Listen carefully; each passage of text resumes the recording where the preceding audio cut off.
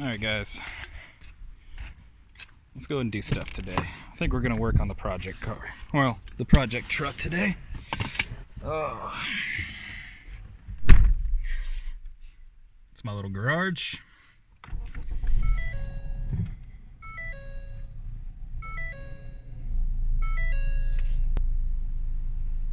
Well, shit. I guess I know what we're doing today. So inside the garage right now is my project truck. You guys will see that eventually. But here we go. I got me a nice little service kit. Got me a K&N air filter, Motorcraft oil filter, Motorcraft oil. This little thing here, it was an oil pan, a funnel, the orange hand cleaner, and the towel for like $6 at AutoZone. So I was like, you know what? I'll get that. And since my washer light was on, I was like, hey, why not? It's like $2. Get me some washer fluid. And, you know, I got me some quality stuff because just because it's your daily driver doesn't mean you shouldn't take care of it. It's my daily driver. I rely on this car to get me from A to B every day. And you know what? It's done that. For 40,000 miles, it hasn't let me down once.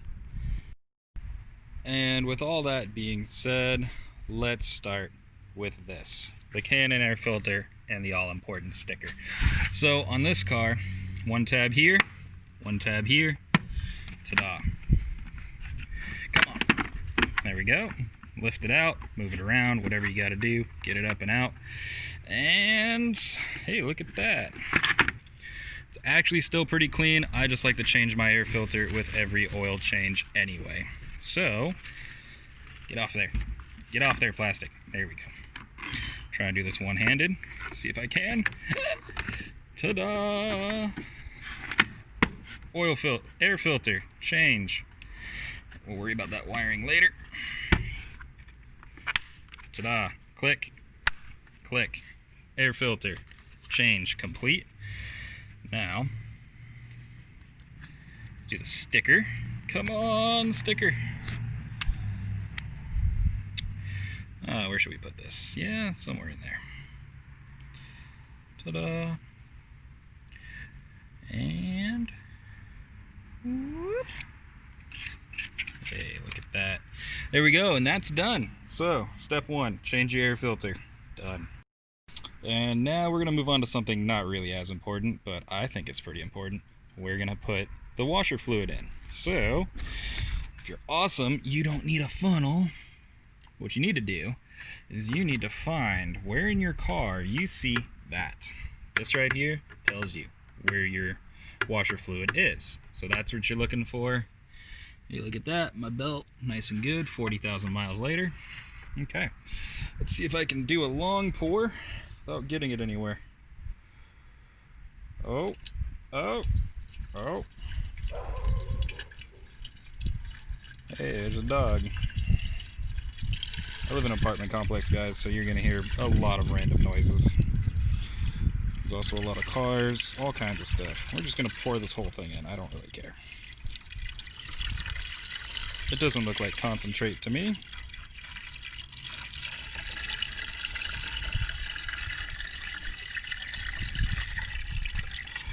Now, after you pour the whole thing in, yeah, we're good.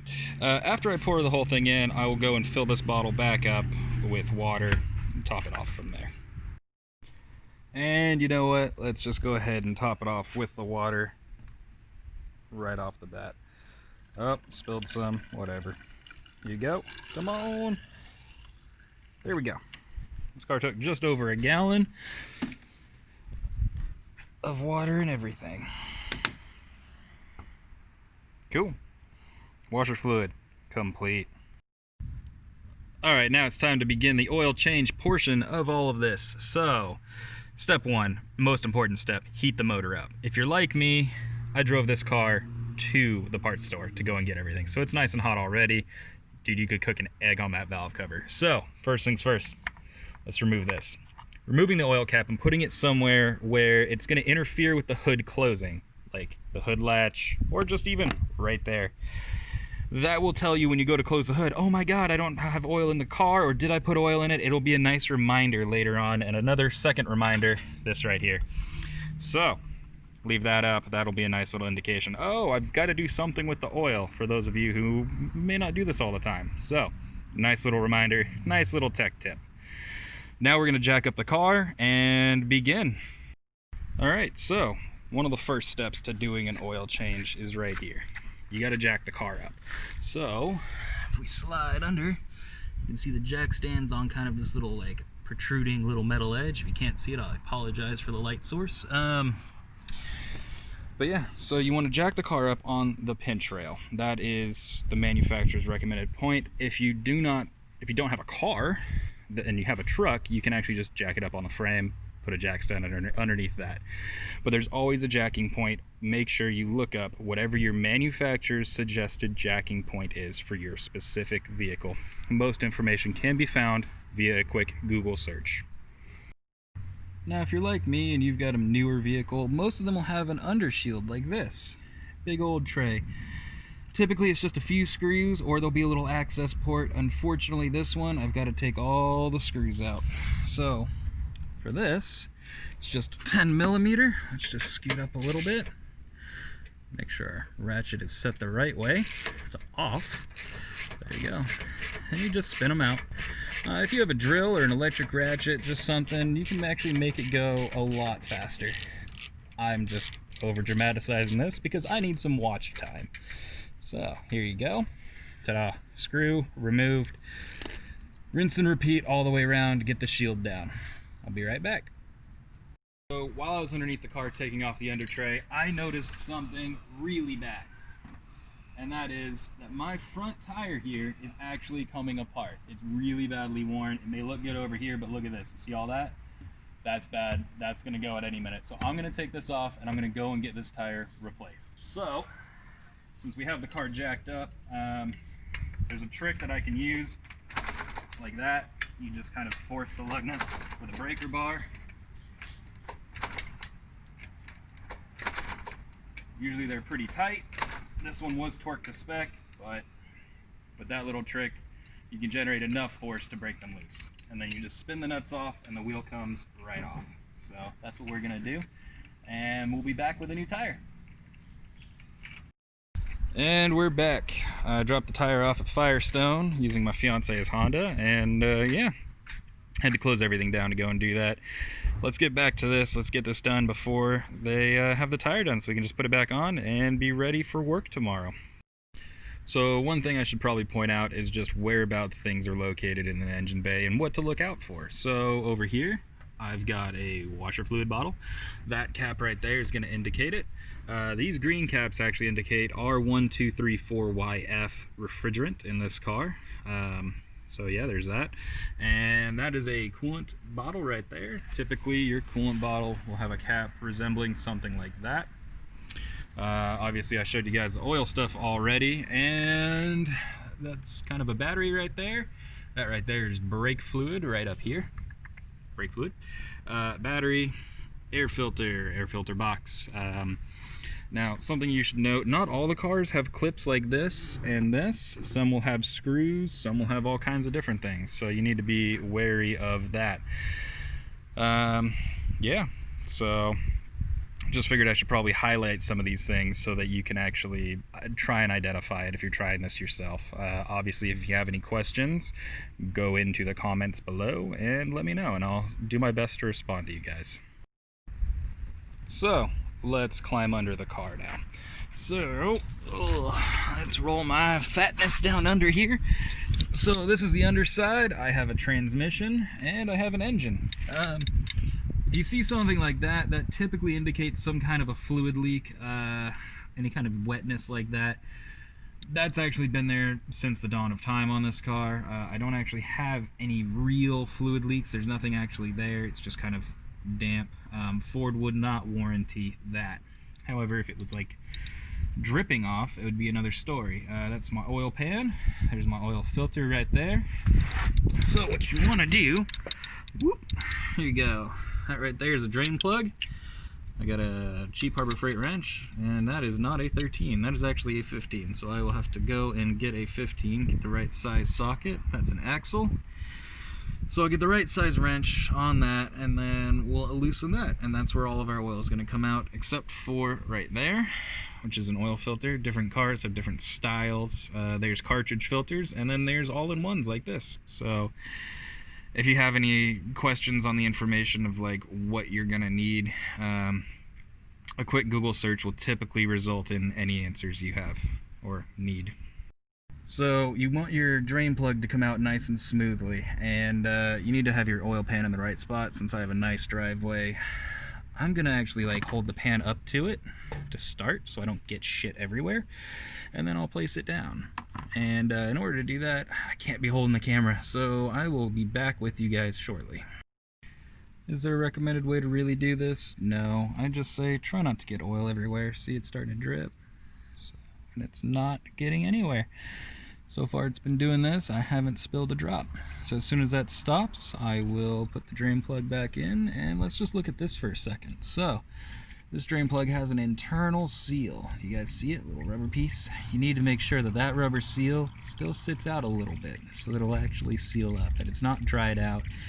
If it dries out, it'll leak. You don't want it to leak. So, you know, if you need to, drain plugs aren't expensive. I think they're like $4 or something. So make sure you get one if you have a leak. And just like that, movie magic, it is almost done. So you gotta wait. I'd wait until that just becomes little drips. It's pretty much almost there. Only took about, I don't know, 20 or 30 seconds to be honest with you. By the time I had put my phone down, I was pretty much ready to, you know, ooh man, that is getting a little close to the edge there. They said it was a 7-quart drain pan, more like 5.5. Yeah. So that's almost ready. We'll put the drain plug back in, and then we'll loosen that and do that. That'll be fun. Alright guys, here we go. Let's try and get that. They should only be hand tight. There we go. Some places insist on tightening the ever-living crap out of them. I do not. They're only supposed to be hand tight. So we're just gonna let that kind of drain out. Make sure we're getting it in our oil drain pan so we don't get oil everywhere. So there we go.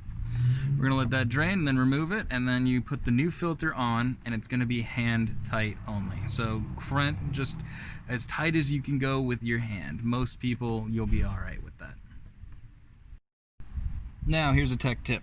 So what you want to do after you have the oil filter off is you want to look at that. That's your mating surface. That right there is okay. I wiped it down a little bit. Sometimes the gasket from your oil filter will get stuck on this part, and if you put another oil filter on there, it's not going to really go that well, so you shouldn't. So another tech tip is you want to take your finger, right, take a little bit of oil, whoop, and then you want to just smear it on this little rubber O-ring right here. Just put it around it, there you go, and that will lubricate that little O-ring. So when you go to put it on,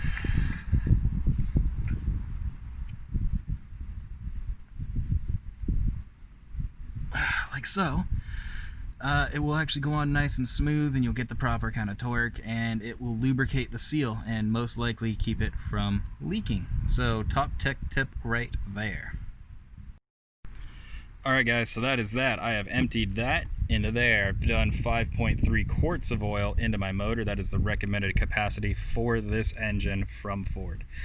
So we did that, and look, we didn't spill a drop thanks to the funnel and me not holding a camera while trying to do it one-handed. Would not have worked out well. Oil everywhere. That would not have been good. But we did it. Now, before you do that, before you put oil back in the motor, make sure your drain plug's back in, because if it's not, it's going to go on the floor, and you're not going to have a good time. So now you've done the filter, you've done all the oil, you've drained it, you've refilled it, put a new filter on, you're pretty much ready to go. I, however, need to wait for my tire to get finished over at the auto store at Firestone. And as soon as that's done, well, we'll be done with this video. And that's it, guys. If you've been doing this along with me at home, now you have completed your oil change. We've drained the oil, refilled it, changed your filter. topped off any fluids that needs topping off. We've replaced our air filter. You've done a good service. Now, something else you definitely need to do, which is also how I found the bad tire, which they just called me about, we're gonna go pick that up in a minute, is you need to just kind of walk around the car and just do a little inspection and check things out. So we'll look at my brakes right here. This is a good example. So this backing pad here, now that's pad thickness in there. If I had a tool, I could actually measure it for you, but that looks to be about 6 or 7 millimeters in pad thickness, which would be acceptable. Rotors they're looking a little worn. So when I get new brake pads, I will definitely get new rotors on this car. So you definitely need to inspect your vehicle. Make sure you don't find anything too bad. If you find anything worrying, bring it into a shop. They can advise you on what's going on with it. Alright, so that'll be it for today. And don't forget to put that under tray back on. It's sitting right over there. Put the under tray back on and you're good to go. I'm going to go ahead and do that. I'm going to go and get the wheel. I'll show you guys how to put the wheel on. And that'll be it for this video. Have a good one, guys. Hey guys, we're back from Firestone. We got our new tire mounted, balanced, everything ready to go on the rim. Let's get it back on the car and let's get it on there. So, gotta line up the holes, right? I like to use my knees. You want to take a lug nut. There you go. Nice little sounding click. Get it all in there. Just take a lug nut, spin it all on. I just like to get one in place.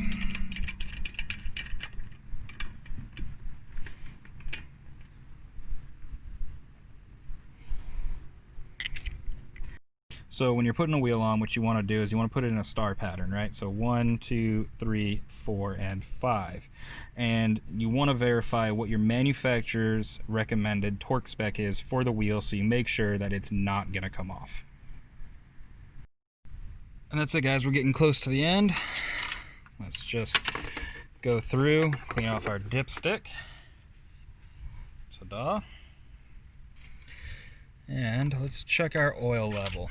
It's one of the last things you want to do before firing it up. Make sure everything's nice and tight. Make sure the oil filter's tight. Make sure everything's good to go. Hey, look at that. That crosshatch means we're good.